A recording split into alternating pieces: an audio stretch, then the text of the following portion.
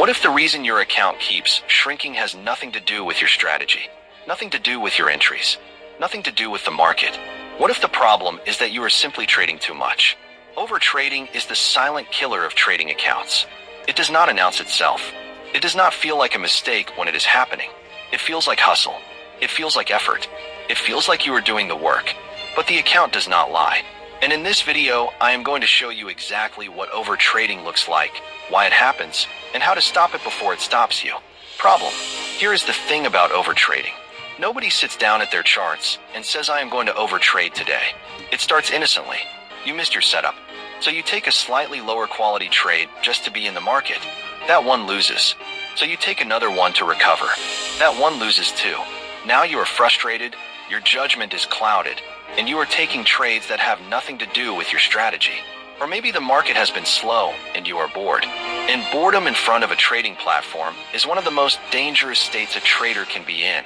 Every extra trade you take outside your plan is not an opportunity. It is a withdrawal from your account and your confidence at the same time. Shift/science. There is a term in trading psychology called revenge trading. But overtrading is actually broader than that. It covers revenge trading, boredom trading, FOMO trading, and what psychologists call action bias. Action bias is the human tendency to believe that doing something is always better than doing nothing.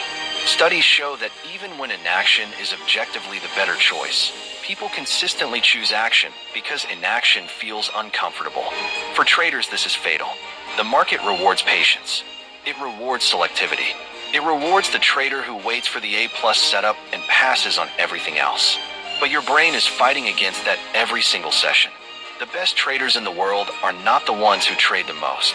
They are the ones who trade the least and make it count every single time. Core lesson: numbered points. Here is how to identify overtrading and eliminate it from your game. Point 1. Know your setup and only trade your setup. Every trading plan has a specific setup, a specific set of conditions that must all be true before a trade is valid. If those conditions are not all present, there is no trade. Not a maybe trade. Not a close enough trade. No trade. Write your setup on a piece of paper and put it next to your screen. Before every entry, ask yourself, does this tick every single box?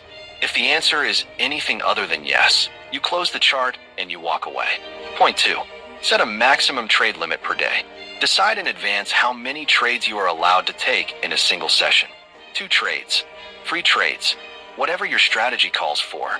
Once you hit that number, the platform closes. No exceptions. No just one more. The session is over. This rule alone will eliminate a significant portion of your losing trades, because the worst trades almost always come after the first 2 or 3. Discipline is not just about how you trade.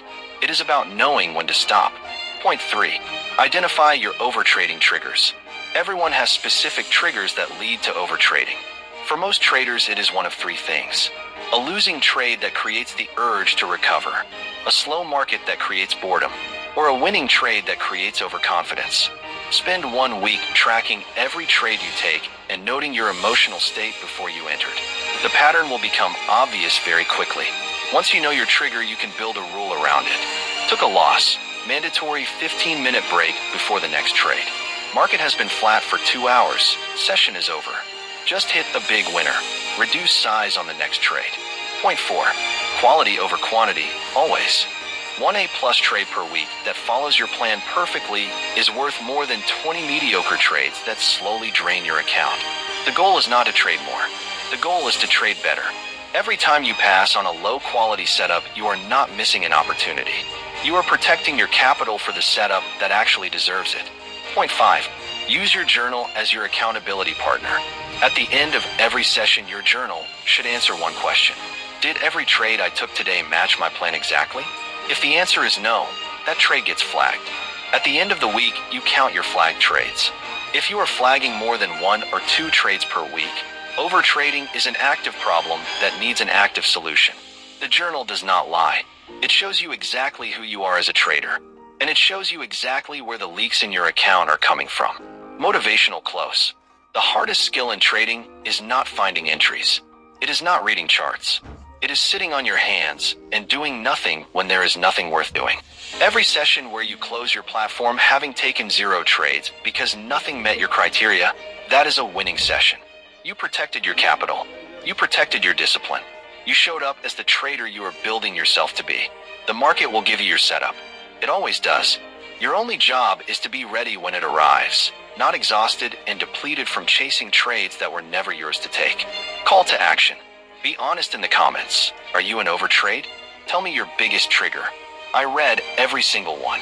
Subscribe for weekly trading psychology and strategy content. And share this with a trader who needs to hear it today.